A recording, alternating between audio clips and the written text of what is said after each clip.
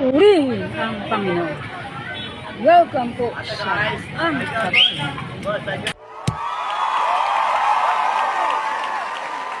Welcome po sa aming kapatid.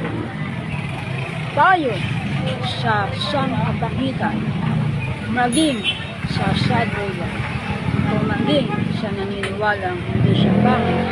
Wala naman po babae. Ngunit especially sa ating nakabahagi sa class S na pangit. Wow!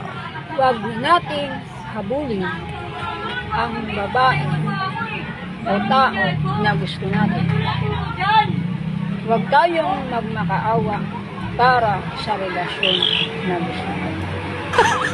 Tandaan, lahat ng hinahabol ay tumabog.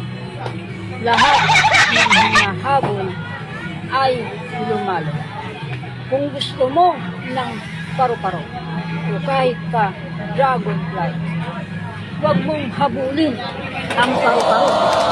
Huwag mong habulin ang dragonfly. Kundi magtanim ka ng mga bulaklak hanggang magkaroon ka ng sarili mong hardin. Ang mga paru-parong maging dragonfly ay kusang lalaki. Kung gusto natin ang isang tao bilang kaibigan o ang isang babae upang ating maging kasintahan o maging asawa, ang unang-una nating dapat isipin ay ano ba ang something valuable o something na merong value na sa palagay mo ay gusto niya upang dahil doon siya ay makuha. Isipin natin ito. Kung ikaw ay merong gustong cellphone, halimbawa Oppo A2, o halimbawa ang gusto mo ay Infinite, meron yung presyo. Hindi ka papayag na ang bibilin mo ay walang halaga. Ganoon din naman, halimbawa, tayong mga pangit, kahit pa ikaw ay gwapo, bakit ba walang pumipili sa atin? Dahil hindi nila tayo nakikitaan ng something valuable o something that has value. Kaya nga, kung gusto natin na maging high value men or high value class S na pangit or high value woman, kung ikaw ay babae, dapat ikaw ay nakapokus sa iyong purpose. Kasi halimbawa ako, sa sidecar ako natutulog, sa sidecar ako nakatulog. Ano ang unang-unang isip ng babae dyan? Bakit hindi ako papatulan? So, saan kami titira? Kung bibigatan ko pa ang salita ko, halimbawa, papatulan ako, hindi ka kasal. Bibigatan ko ang salita ko, saan ang honeymoon? Saan na kami? Saan titira? Kaya dapat tayo na lalaki, lalo na pagpangit, ang unang-una natin dapat tanggapin ay ang realidad. Hindi lahat ng babae masama. Hindi lahat ng lalaki.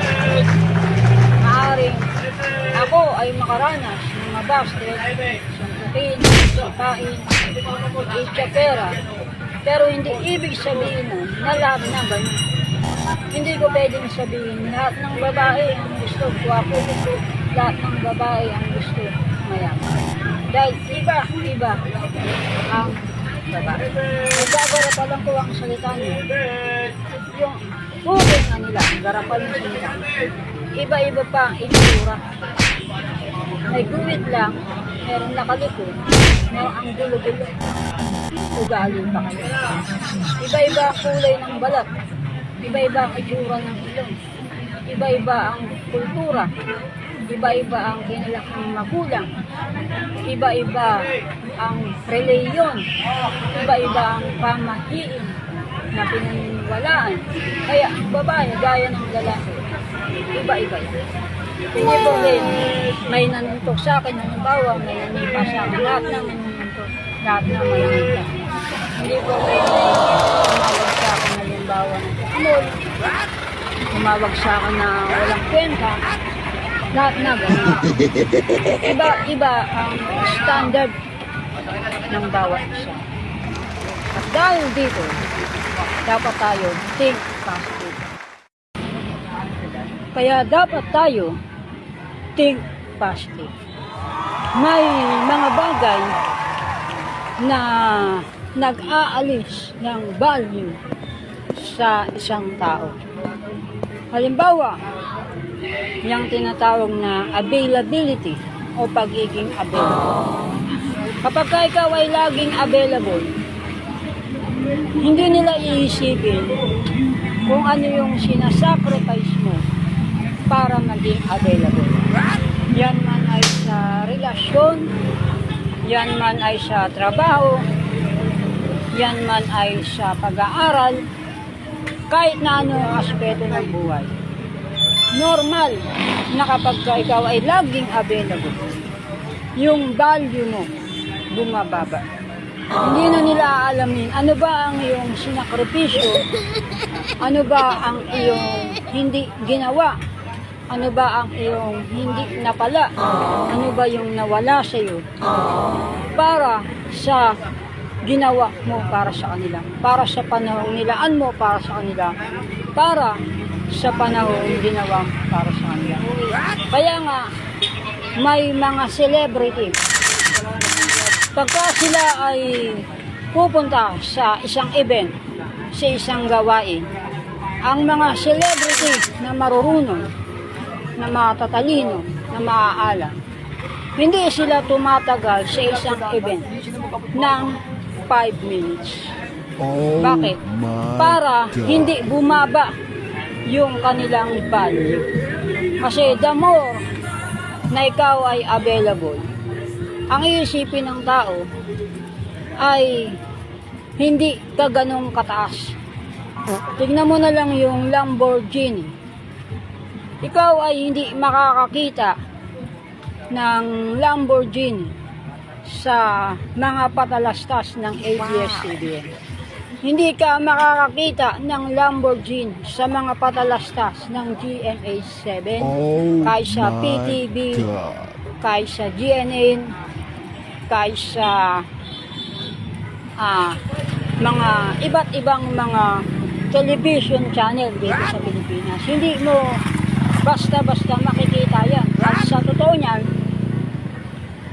wala pa akong nakikitang commercial ng Lamborghini kahit sa YouTube, kahit sa Facebook. Wala pa akong nakikitang advertisement. Kaya ang isa sa dahilan kaya tayo ay nagkakaroon ng low value o mababang halaga ay dahil sa tinatawag na visibility.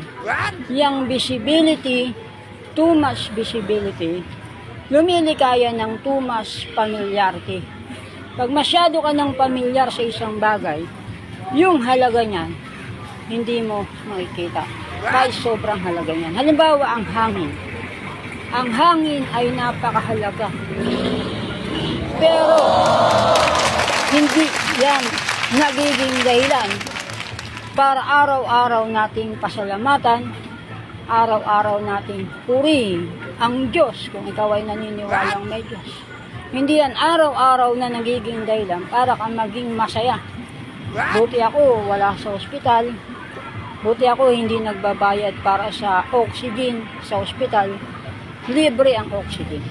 Dahil nga laging nandyan ang hangin, dahil laging nandyan ang oxygen, nandyan sa paligid natin, araw-araw nating nahihinga, hindi natin siya ganun pinapahalaga.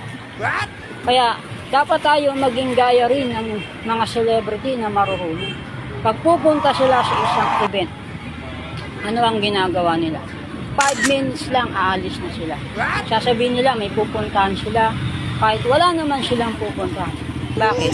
Para mapataas yung kanilang value. Tignan mo, marami rin mga artista, marami rin mga sikat, hindi madalas nakikita sa patalastas, hindi madalas nakikita sa TV. Para tumaas yung kanilang value. Ganun din tayo. Pag lagi tayong available, pag lagi tayong visible, hindi nila titignan. Ano kaya yung sinakripisyo nito? Ano kaya yung pinagpalit nito para maging available? Ang isipin nila, lagi itong available. Kaya magiging pamilyar na sila. Mawawalan ka na ng value. Dahan-dahan. Halimbawa, meron kang ilaw. Yung ilaw na yon, isang araw, kumukurap-kurap. Para ka nang nandun sa disco. Ano ang iyong gagawin? Mapupunta ron yung pansin mo. At mag-iisip ka paano siya magagawa, paano siya marerepet. Kaya dapat tayo, lalo na kung kabahagi ka sa class S na tang. Kahit hindi ka nga kabahagi, ba, guwapo ka, maganda ka. Huwag mong masyadong gawing available ang iyong sarili. Huwag kang masyadong maging pamilyar. Lalo na kung alam mo, yung nai-offer mo na bagay ay mahalaga. Importante. Limit your visibility. Kung ang bagay na nai-offer mo is something that has value or something that is valuable. Kaya tayo na walang itsura, hindi ka kasama kung maganda ka o gwapo ka. Yun lang yung ating pinaka style. Wow. Para magkaroon tayo ng something valuable. Hindi masama na maghangad tayo na mahalin tayo kung sino tayo, halagaan tayo kung sino tayo. Pero yun ang nature, yun ang kalikasan. Ang tao, mapababae, mapalalaki, pinapahalagahan niya. Sa kataga pa lang na pinapahalagahan, nandun na yung katagang halaga. Pinapahalagahan niya yung something that has value o something that can generate valuable o value. Kaya ano ito? Halimbawa ako, nagsacycle ako. Bakit ako bibigyan halimbawa ng 15 pesos, ng 20 pesos? Dahil yung service ng cycle, valuable. Kaya, ibibigay sa akin yung 15 pesos, 20 pesos. Bakit ka magbibigay ng 13 pesos sa jeepney driver? Hindi mo naman yung kalaganak, hindi mo naman yung pinsa, wala ka namang utang nun. Yung service ng jeep offer something valuable. Kaya kung ako halimbawa, gusto ko halimbawa na verbo ng asawa, dapat isipin. Ano, ang something valuable na pwedeng maging ako, kung ano yung something valuable na maaari kong mag-create to attract what I want to attract. Wow. Kasi you attract who you are.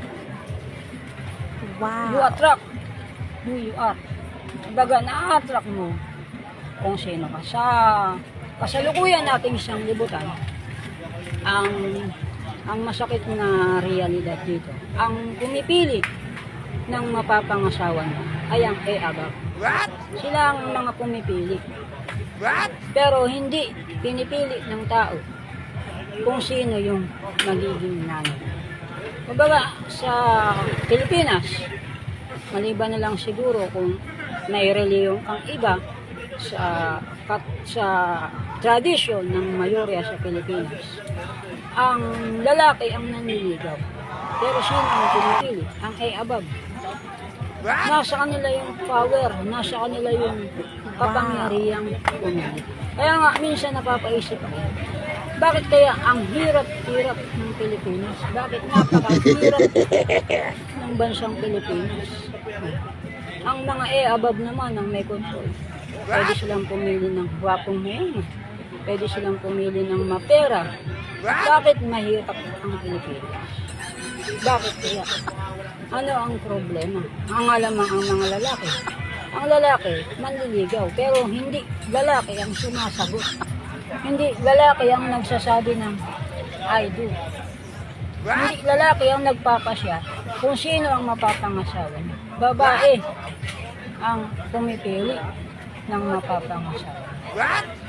We plus S na pa. Dapat iba tayo sa pag-isip ng sanlibutan. We must follow our purpose in life. Our goal in life.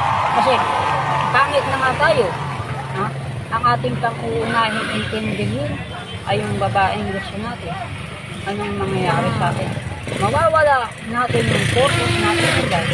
Mawawala pa yung babae. Pero halimbawa, ako, 2028, hindi na ako sa sidecar natutulog.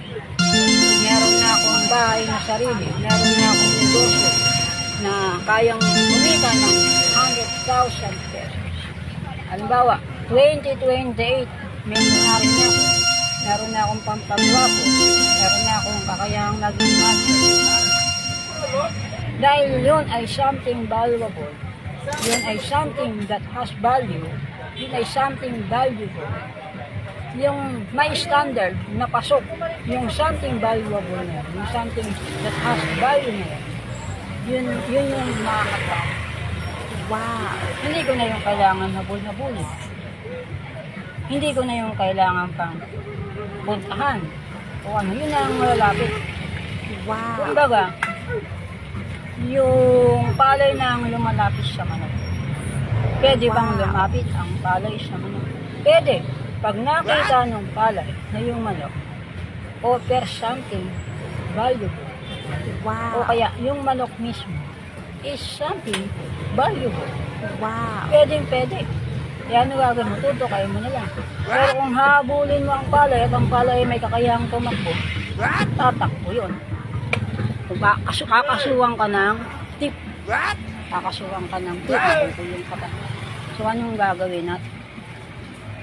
A high value plus S na pangit. Malimang gwapo ka o maganda ka. High value men or women. Focus on purpose in life. Focus on goal. Ngayon, kung magiging ano ka, yun yung ma-attract. Wow. You attract. You attract what? Wow. Kung ano ang hindi ka, hindi mo yun ma-attract. Kung habulin mo yun, yung babae yun, literal na habulin mo, baka makasuwang ka pa ng malicious. Makasuwang ka pa ng kung ano-anong kaso. Kaya, bilang kabahagi sa sangkapangitan, ay magpapakilala bilang original plus S na pangit. Ay tayo sa sangkapangitan, kahit nga hindi sa sangkapangitan, mas focus, dapat nga shall focus on creating something valuable. Wow. O kaya on making self valuable. Wow. Kaya kung ano lang yung kaya mong likain, kung ano lang yung kaya mong maging, yun lang ang makakatak mo. Ang alam lang ang pera mo ay pambili lamang ng Coco 18, ang makakatak mo yung internet na ang halaga ay nasa 20,000. Siyempre, kung ano lang ang meron ka, yun lang ang mabibili. Ano lang ang pera.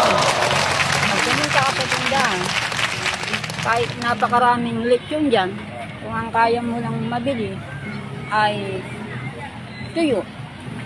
Tuyo lang ang mabibili. That is life. Kaya hindi natin dapat pang pagdudahan. Hindi natin pwedeng sabihin na ano ba ang mundo? Wala pa lang tunay na pag-ibig. Meron. Ang pag-ibig, kung titignan mo ang definition, kung para sa akin, ano ba ang pag-ibig? Ang pag-ibig ay pagpapahalaga. Wow. Ang mahal mo ay pinapahalaga. Ngayon, tayo, sa sangkapangitan, naging ang mga hindi bahagi ng sangkapangitan dahil gwapo sila o maganda sila. Dapat yun ang maging pinaka-rules sa buhay. Kung gusto natin ang bagay, ano yung valuable na pwede natin malita, kung ano yung valuable na pwedeng maging tayo para yung gusto natin, ma-attract natin. Wow. Hindi paano nakuha, kundi paano nakuha. Ito ang gawin natin. Be honorable. Ako po si Carlos O. Hernandez Jr. Ito ang katotohanan.